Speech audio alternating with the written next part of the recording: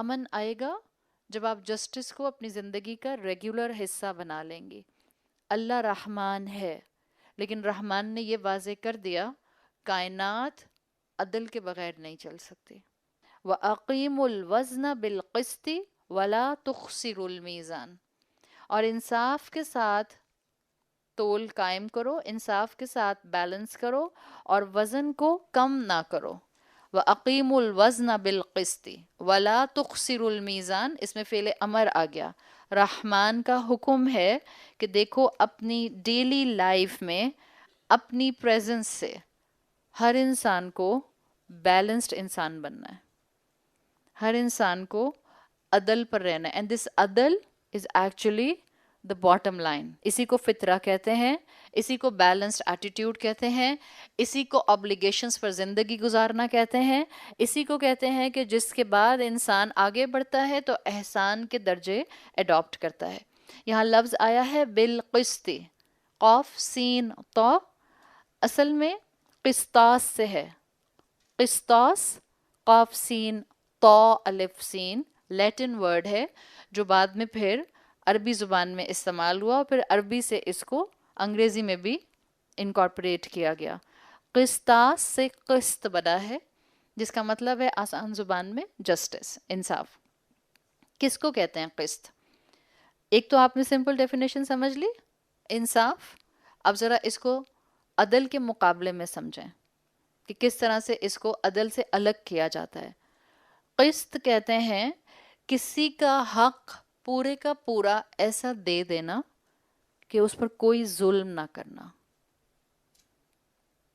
یعنی جس کا جو حق آپ پر بنتا ہے وہ مکمل اس کو ادا کر دینا.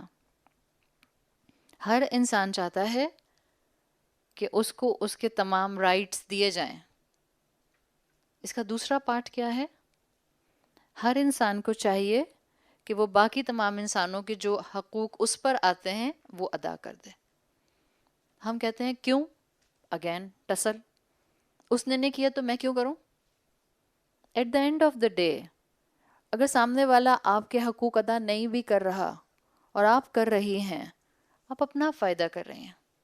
آپ رحمان کے سائے میں، آپ رحمان کی رحمت کے شیڈ میں اپنے آپ کو لانے کے لیے ایفرٹ کر رہے ہیں. اور یہ یاد رکھیے گا فیملیز کے اندر خاص طور پر، ایک انسان عدل پر قائم ہوتا ہے تو کچھ دن بعد، کچھ منتھس کے بعد یا کچھ سالوں کے بعد لوگ اس کو اپریشیٹ کرتے ضرور ہیں، لوگ اس سے اچھی بات سیکھتے ضرور ہیں.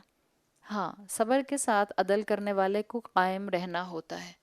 تو اللہ تعالیٰ نے یہاں مینشن کر دیا کہ اپنی طرف سے ہر طرح سے بہترین طریقے سے انصاف کو پھیلانے والے بن جاؤ. شیخ الاسلام ابن تیمیہ کا قول آتا ہے، وہ کہتے ہیں کہ جس اسٹیٹ میں، جس کنٹری میں عدل قائم ہو جائے، یعنی جس کنٹری میں انصاف کا خیال رکھا جائے، پھر چاہے وہ کافر اسٹیٹ ہو، وہاں پر پھر اللہ تعالیٰ انصاف کی برکت کو شو کرتا ہے.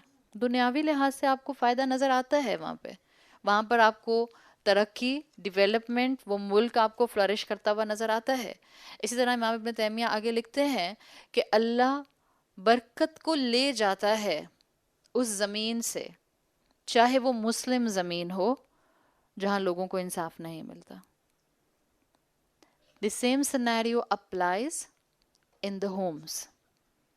جب گھروں کے اندر عدل کا معاملہ رہتا ہے برکت رہتی ہے. جب گھروں کے اندر بیلنس کو آؤٹ کیا جاتا ہے برکت ختم ہو جاتی ہے. اب ہم سب کو اپنے اپنے گھروں میں جا کر تھوڑا سا دیکھنا ہے.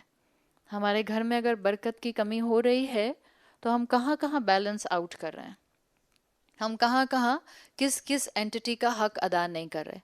اگر آپ اسٹیٹ لیول پر دیکھیں تو آپ آرام سے آج آبزرو کر سکتی ہیں کہ بہت سے مسلم ممالک جو عدل کے سسٹم پر آگے نہیں بڑھ رہے، وہ آپ کو باقی دنیا سے بہت پیچھے نظر آ رہے ہیں.